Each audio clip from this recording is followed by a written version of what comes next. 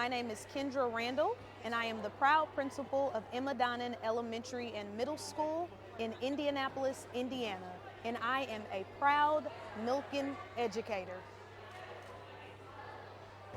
I was told that we were having a school assembly today and that Dr. Jenner would be coming to talk about the science of reading. But what happened to turn out was that I received a Educator in Excellence award. So very shocked, had no clue. The moment that I heard my name, I think my heart just sank in a positive way, but it just completely dropped, and I just saw my kids screaming, I saw my teachers crying. I just felt just very overwhelmed with excitement, appreciation, but I was just completely in shock. Just like, what in the world? Like, me? Did they just say my name? That's what I was thinking in my head the whole time, but just the gym was in an uproar. Everybody was just super, super excited, cheering, teachers crying, staff crying, just an excitement for what just took place and my name being called. So yeah, it's definitely important to recognize educators in public because educators are the ones that set up every single occupation and job that we have. Anybody that is in any type of occupation right now had a teacher once. And you can remember who that amazing or great teacher was. You can also remember the ones that might have not been so great, but we always remember the teacher that inspired us or the teacher that we loved and that we liked the most. And so it's really important because of the role and the duty that teachers have, not only to like their local schools and districts, but to the state and to the country, and then global to the entire world. And in a fashion like this, where students get to partake in that celebration and teachers get to partake in the celebrations along with a fellow educator or school leader, it means the most in the world. We see each other day in and day out working hard, so to be able to take the time to celebrate and show someone the love and the support in this fashion, in this manner, it really just means a lot. I don't know what one is to think about that. That is just so many people, and I always think too about myself. I'm like, I don't deserve this. I'm doing my best, but I'm like, so are a ton of other people. So to see that someone else sees me out of millions of people, that is just, I am humbled and I'm honored. And those are like my initial thoughts. Like, how did I get selected out of all those people to be the one individual? But I am humbled and I'm honored that the hard work that I show up to do with my students and my teachers every day is recognized. And I'm just very appreciative and very thankful and blessed. I would probably say I had a professor my freshman year, and his name was Dr. Lucian Yates. I had him at Kentucky State University.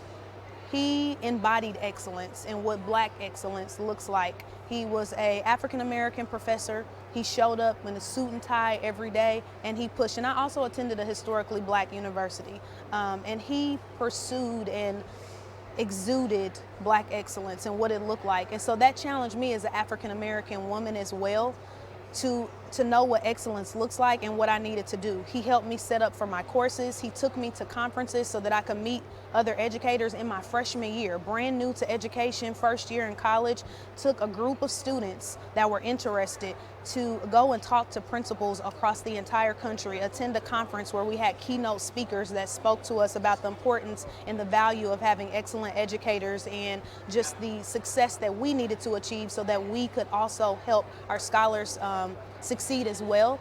And so just having him embody that and to push me, he always taught me to sit in the front of the classroom or sit in the T of the classroom. He was like, you don't sit in the back. You're gonna sit in the front because that's excellence. And so he pushed me towards that with every single thing. He looked at our resumes, he made sure they were in top shape. And every time I go to a conference or I'm in some type of assembly or conference or anything like that, I always think about the way that he exuded excellence and the things that he taught me along the way to make sure that I was doing my best self and showing up as my best self as an educator and as an individual overall. So my father passed away in 2017. He taught at Lawrence Central High School. He was a basketball coach there, and he was also the PE and health teacher there as well. Yes, and he's taught a couple of other places in the city, but the longest standing time was in Lawrence Township at Lawrence Central High School. He also taught in Kentucky State, where I also went to school, but it was back in the 80s, way before I was thought of. So yes, first year teaching was in Memphis, Tennessee. So I just kept making my way down south, just further and further. Memphis, Tennessee at Promise Academy, Hollywood. That was my first classroom. I taught first grade, and halfway through the year, I went up and took over for a teacher and taught second grade. Two of the best classrooms that I probably had ever taught. Most teachers say that their first year is their most difficult year, and I did not have that experience. I had the total opposite. Great families, amazing babies, some of which I still keep in contact with until this day.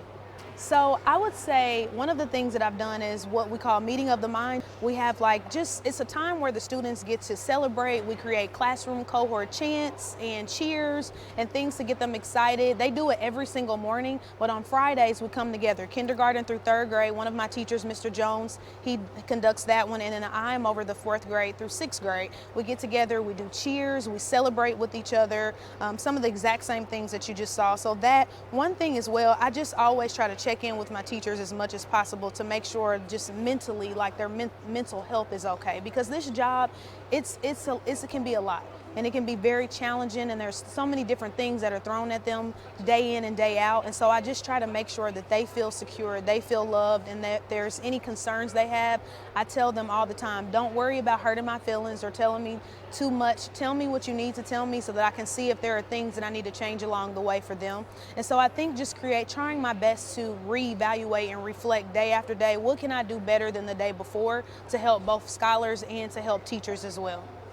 So our scholars do those cheers every single morning. Their teachers actually do them in the classroom Monday through Thursday, and then on Friday are the days that we separate and we do them with grade bands.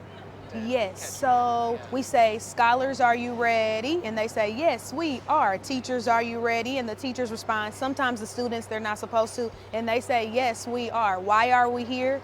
To gain knowledge. And where are we going? We're going to college. Scholars, what values do we need to succeed? And then we list out our core values: ebullience, integrity, optimism, swing, and don't forget about solidarity. Yeah.